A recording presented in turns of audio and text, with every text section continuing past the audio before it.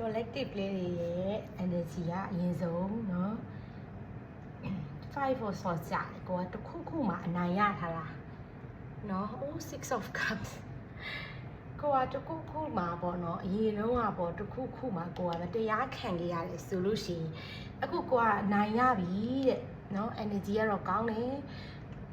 အတိတ်မှာကိုကမတရားတစ်ခုခုခံခဲ့ရတယ်ဆိုလို့ရှိရင်ဒီမှာ6 of cups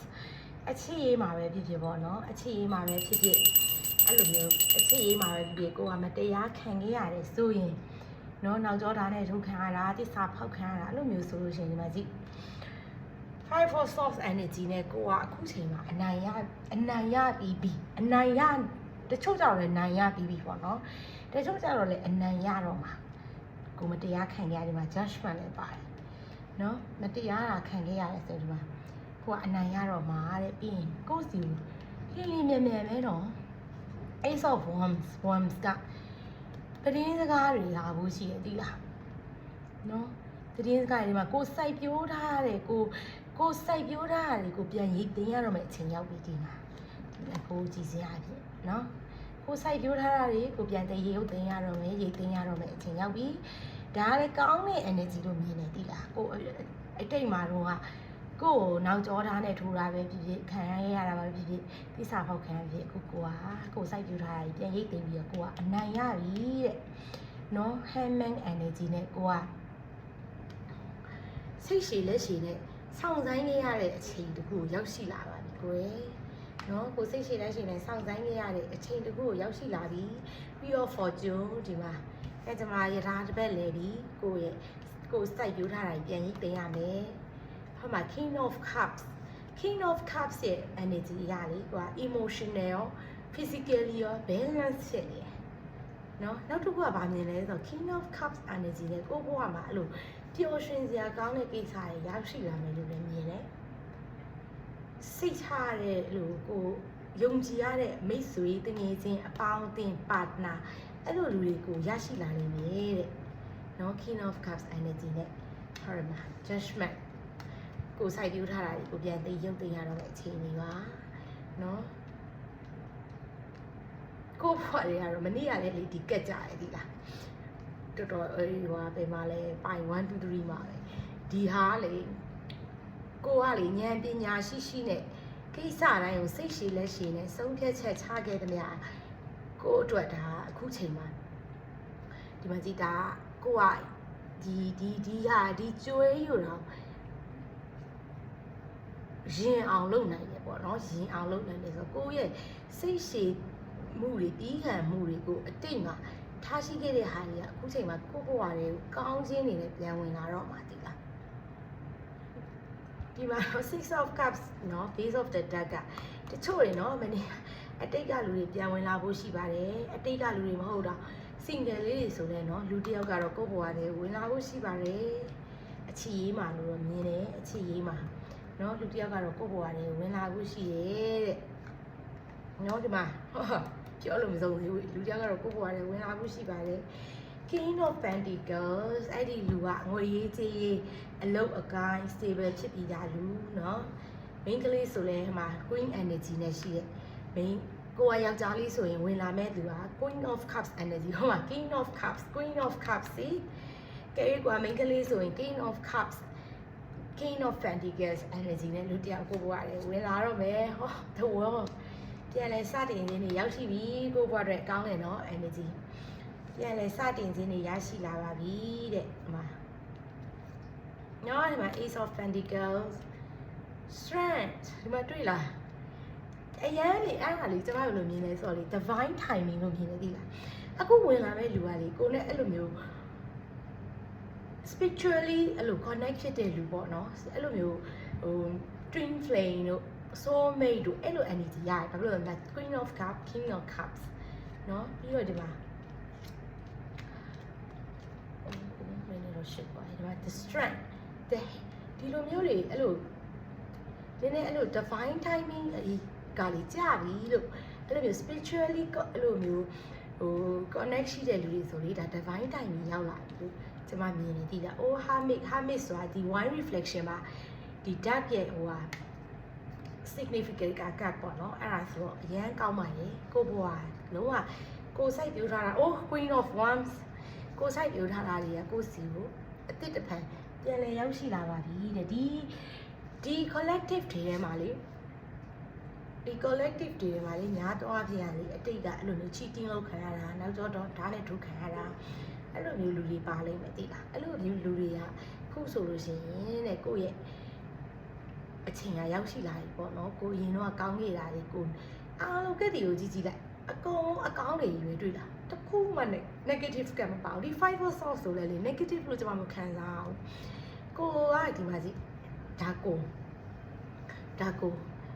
ကလေအရင်ကလို့ဒီလိုပုံမဟုတ်တော့ခုဒါဖြစ်နေပြီဒီ energy ကိုကျွန်မရတယ်ဒီလားအဲ့ခါကျကိုအရင်တော့ဟိုမတရားခံခဲ့ရတာလေကိုအခုနိုင်ပြန်ရပြီဆိုတော့ energy ကိုရတယ်အဲ့တော့ဒီမှာ the world ဆိုတော့လေဒီမှာ wheel of fortune ဆိုကိုဘွားလေကောင်းမွန်တဲ့စတင်ခြင်းတွေကိုစတင်မယ် two of pentacles ငွေကြီးရောလူမှုရောအလုပ်အကိုင်ရောအားလုံးက balance ညံ့ညံ့နဲ့လေထိန်းချုပ်နိုင်မယ်ထိန်းသွားနိုင်တယ်လို့ရှိတယ်နော် ace of pentacles နော် ace of pentacles two of pentacles ကိုကငွေကြီးလည်းအဆင်ပြေလာမယ်နော်ငွေကြီးမှာဖြစ်ဖြစ်အခြေအေးမှာဖြစ်လူမှုရေးမှာဖြစ်ကိုကအားလုံးကို balance ညံ့ညံ့နဲ့တွားနိုင်မယ်ဆိုတဲ့ energy ကိုလည်းရတယ်အရန်ကောင်းတယ်ဒီမှာ king of cups queen of cups ကိုနဲ့ balance ဖြစ်တယ်ပေါ့နော်အားလုံးကိုနဲ့ balance ဖြစ်တဲ့လူတယောက်ကိုကလည်းဝင်လာလိမ့်မယ်နော်သူကလည်းကိုထိန်းချုပ်နိုင်တယ်လို့ကိုကလည်းသူ့ကိုထိန်းချုပ်နိုင်တယ်ထိန်းချုပ်နိုင်တယ်ဆိုတာပေါ့နော် balance နေတွားနိုင်တယ်ပေါ့နော်နှစ်ယောက်လုံးကဘယ်လိုပြောတယောက်ကိုတယောက် control လုပ်နိုင်တယ်ကိုယ့်ရဲ့ emotion တွေကိုလည်း control လုပ်နိုင်တယ်တစ်ဖက်လူရဲ့ inner child ဆိုတာပေါ့နော်တစ်ဖက်လူရဲ့ဘယ်လိုပြောမလဲ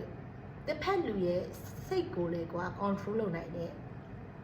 တစ်ဖက်လူရဲ့ဘဝကိုလည်းကိုကကောင်းကောင်းကြီးကို control လုပ်နိုင် control လုပ်တယ်ဆိုတာတော့အဲ့လို manipulate လုပ်တာကိုပြောမှာမဟုတ်ဘူးသူနဲ့ကိုယ်နဲ့ကကောင်းကောင်း balance ညံ့ညံ့ control လုပ်နိုင်တယ်ပြောတာဒါတချို့လူတွေအတွက်ကြတော့အတိတ်ကလူပေါ့နော်အတိတ်ကလူတွေပြန်ဝင်လာတတ်ပါတယ်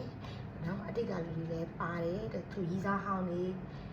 အိမ်တော်ဘက်ဟောင်းတွေအဲ့လိုပေါ့နော်ကိုယ်နဲ့ divorce ဖြစ်ပြီးသားလူတွေကိုယ့်ရဲ့ break up ဖြစ်ပြီးသား relationship တွေလည်းပြန်ဝင်လာနိုင်ပါတယ်ကိုယ့်စီဝင်လာမဲ့လူကတော့ကောင်းတယ် hammer energy ဟဲ့မ king of pentacles energy နဲ့ဉာဏ်ပညာလည်းရှိတယ်เนาะအရာရာမှာချင့်ချိန်ဆုံးဖြတ်နိုင်တယ်ငွေရေးကြီးလည်းပြည့်စုံတယ်အဲ့လိုလူတယောက်ကတော့ကိုယ်ဘဝလည်းဝင်လာဖို့ရှိပါတယ်အဲ့တော့ green wishes oracle လေးလည်းကြည့်ပေးမယ်เนาะ green wishes oracle လေးလည်းကြည့်ပေးမယ် please green wishes oracle collective video message လေးပေးမယ်ဟာ please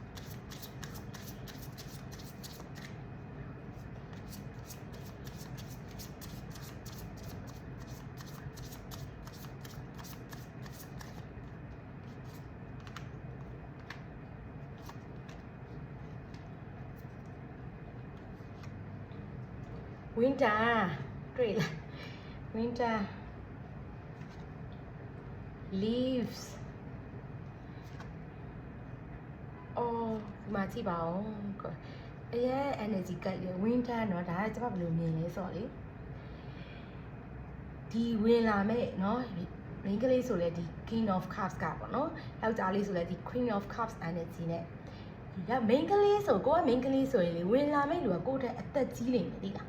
အသက်မကြီးရင်တော့ကိုယ့်ထက်ပိုပြီးတော့ရင့်ကျက်တဲ့လူပေါ့နော်အဲ့လိုမျိုးစိတ်ပိုင်းဆိုင်ရာရောရုပ်ပိုင်းဆိုင်ရာရင့်ကျက်တဲ့လူမျိုးဖြစ်နေတယ်အကယ်၍ကိုယောက်ျားလေးဆိုလေဝင်လာမဲ့လူကကိုယ့်ထက်ကြီးတယ်လို့သိလားမမကြီးပေါ့နော်အဲ့ energy ကိုကောင်းကောင်းရရင်ကိုယ့်ချက်တော့ကိုရက်တီပြီးတော့ကောင်းကောင်းကိုအဲ့လိုချမ်းချမ်းသာသာနဲ့အဲ့လိုပေါ့နော်မမကြီး vibe တွေကိုရပါတယ်နော်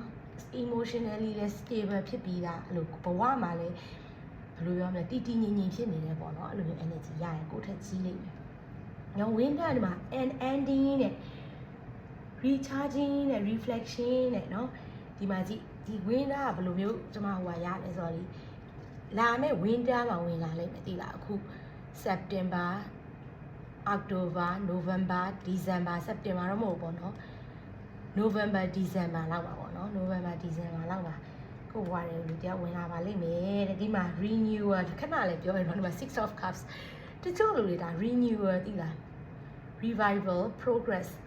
တချို့လူတွေကဒါကလေ renewal ဆိုတာအသစ်တစ်ပိုင်းပြန်လဲစတင်ရလိမ့်မယ်